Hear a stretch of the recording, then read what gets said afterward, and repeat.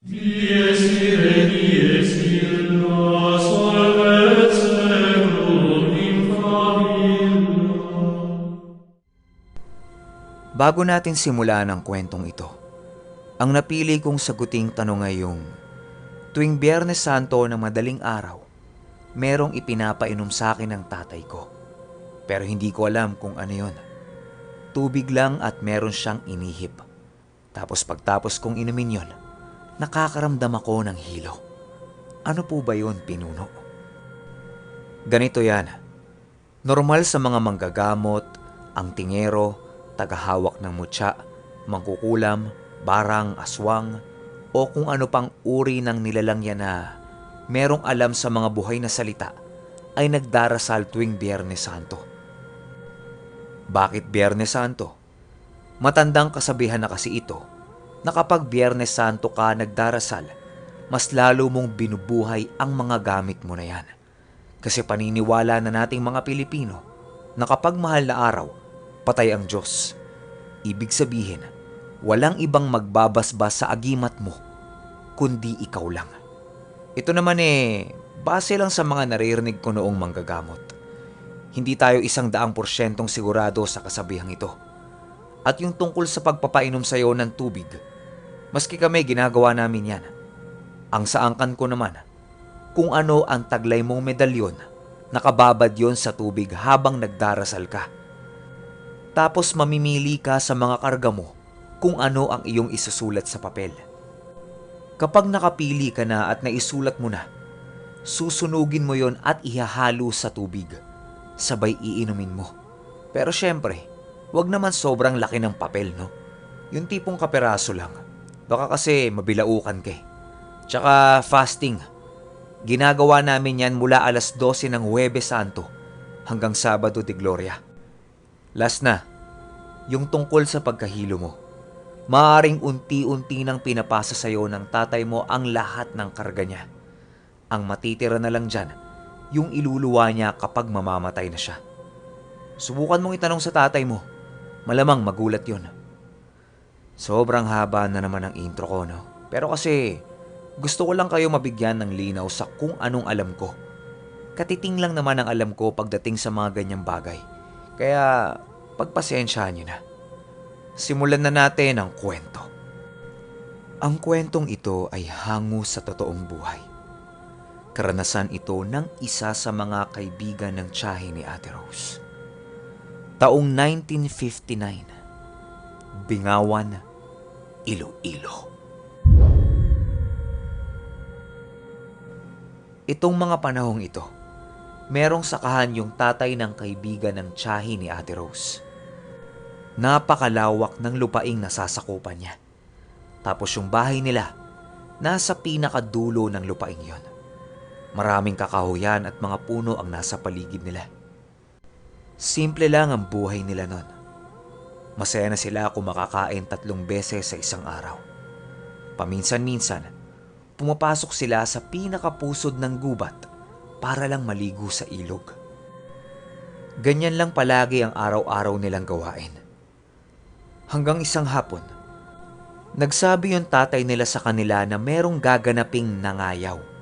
O ibig sabihin, gapasan. Doon yun sa kabilang baryo nila, medyo malayo. Dahil hindi pa naman panahon ng anihan sa lupaing nasasakupan niya, naisipan nilang dumalo doon. Isinama niya ang kanyang asawa. Bale, ang naiwan na lang sa bahay, silang 3 magkakapatid.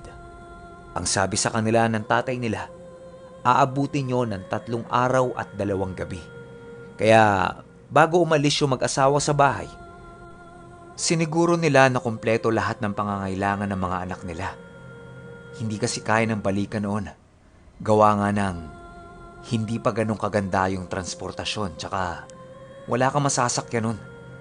Inaabot ng hanggang 10 oras ng gabi yung gapasan noon, di ba? Isipin nyo, 1959 ito. So, kung may makinarya man, malamang iilan pa lang ang meron. Nung araw ng pag-alis ng mag-asawa, tuwang-tuwa yung 3 magkakapatid.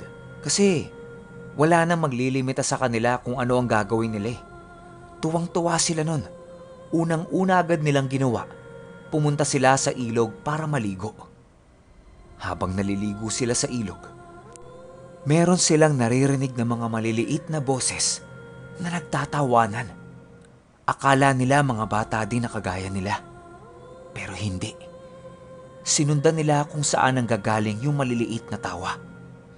Paghawi ng isang kapatid niya sa mga dahon, nakakita sila ng 4 na maliliit na nilalang na nagtatawanan. Lahat ng suot na mga ito ay kulay ginto. Ultimo mga sombrero at sapatos.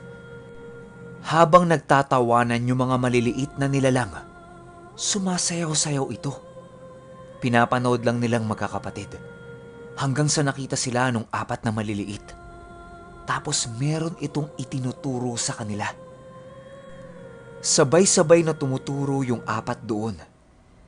Tiningnan nila kung saan yung tinuturo. Nasa dulo yon ng ilog. Yung dulo ng ilog na yon, napakadilim na. Kasi hindi na to nasisinaga ng araw eh. Pagbalik nila ng tingin doon sa 4, wala na. Inisip nung panganay nila na puntahan yon. Nung nasa bukana na sila, meron silang narinig na angil. Maikukumpara yung tunog noon sa isang napakalaking aso.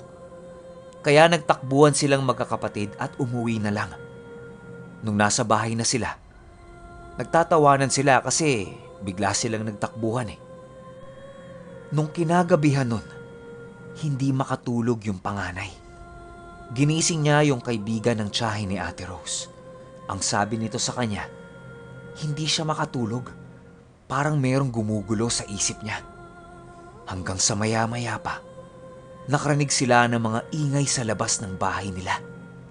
Nakakarinig sila ng mga takbuhan. Yung tunog na merong kabayong paikot-ikot sa labas. Ganun yung tunog na naririnig nila. Hanggang sa sinilip nila yung butas ng bahay nila.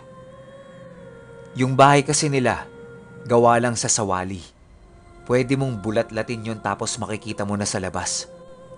Ang tawag naman ng mga Ilonggo dito ay amakan. Balik tayo sa kwento. Nung binulat-lat nila yon, may nakita sila sa labas. Isang napakalaking puting kabayo. Pero yung ibaba nito ay katawan ng kabayo. Pero yung pang-itaas, katawan ng isang tao. At ang matindi dito, isa itong babae.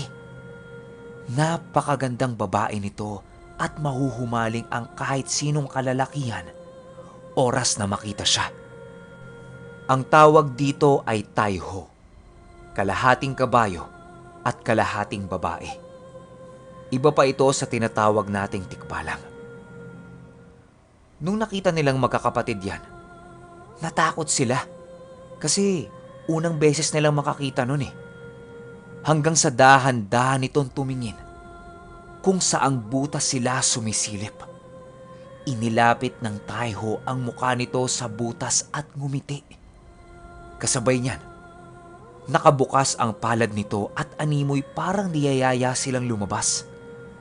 Natakot sila at umalis doon sa butas na pinagsisilipan nila. Hanggang sa maya-maya pa, sumilip sila ulit. Nandun pa din yung Taiho. Pero sa pagkakataong ito, nakaturo yun sa isang napakalaking puno. Lumingon ulit sa kanila sandali at tumakbo na papunta doon sa puno na yun. Walang kaide-ideya yung magkakapatid kung ano yung gustong iparating nung Taiho. Mga bata pa kasi, kaya hindi natin masisisi. Tsaka kahit siguro naman kayo, matatakot kayo kung makakita kayo ng ganun. Kinaumagahan, pinuntahan nilang magkakapatid yung puno. Wala namang espesyal doon, pero maraming bato yung pinakaloob nun.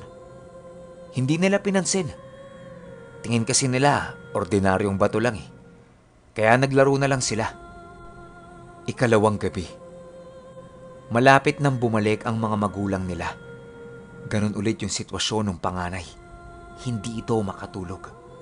Pero sa pagkakataong ito, ginising na niya ang dalawa niyang kapatid para meron siyang kadamay. Nasa bintana sila ng bahay nila habang binibilang nila yung mga bituin. Kwentuhan, tawanan, kulitan.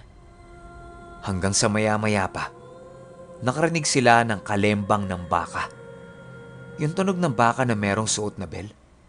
Nakarinig sila ng ganon. Hinanap nila kung saan nang galing yung tunog. Kasi gabi na nun eh. Baka merong naligaw na baka sa lupa nila. Palapit ng palapit yung tunog ng baka. Tapos bigla itong tumigil. Paglingon nilang magkakapatid sa kaliwa, nandoon yung isang napakalaking gintong baka. O kung tawagin, ay bulawang baka. Nakatayo yun habang nakatitig sa kanilang magkakapatid. Lumapit ito sa bintana kung nasaan sila. Halos masilaw sila dahil talagang nagliliwanag ang kulay ng bulawang baka na ito. Tumutungo-tungo ang ulo nito habang nakatingin sa kanila. Parang meron tong gustong ituro.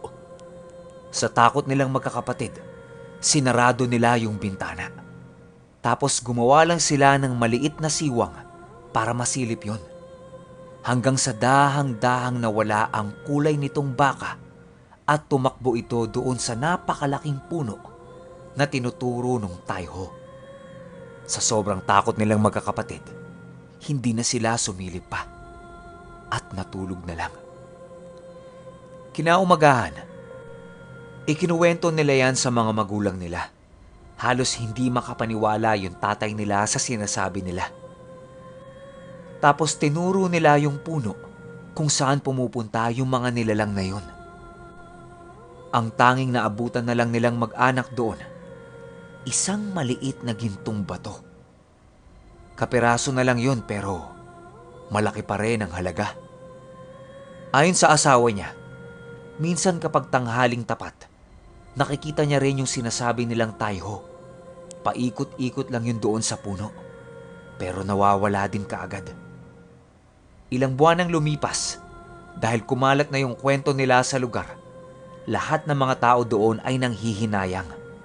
Dahil yung palang mga engkanto na yun ay merong itinuturong kayamanan sa mga anak nila. Ang kaso nga lang, mga bata pa, kaya hindi nila alam kung ano ang gagawin nila. Nung narinig ito ng tatay nila, halos araw-araw, gabi-gabi, inaabangan niya.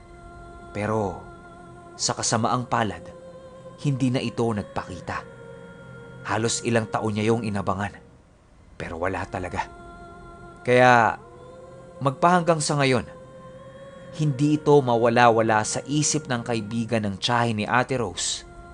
At ang palagi na lang niyang sinasabi ay, sayang.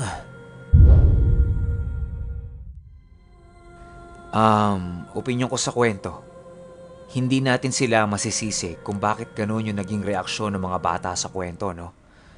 Kahit pa sabihin mong meron itong itinuturong kayamanan, kung ganun ba naman yung itsura, di ba? Ako? Maski ako. Matatakot ako eh. Hindi naman kaagad kayamanan ang papasok sa isip ko nun. Tsaka, alam nyo, maraming ganitong klase ng kwento. Minsan pa nga, yung mga gabay pa nila mismo ang nagtuturo sa kanila. Kaso, pinangungunahan din sila ng takot. Kaya, hindi talaga natin masasabi. Pero kayo, kung meron kayong opinyon sa kwentong ito, bukas na bukas ang comment section natin. So, paano ba yan? Walang namatay, di ba? Walang nakakalungkot na parte. Yun lang, sayang lang yung ginto. Pero, alam mo, ikaw ang malulungkot. Kasi, maririnig mo na naman akong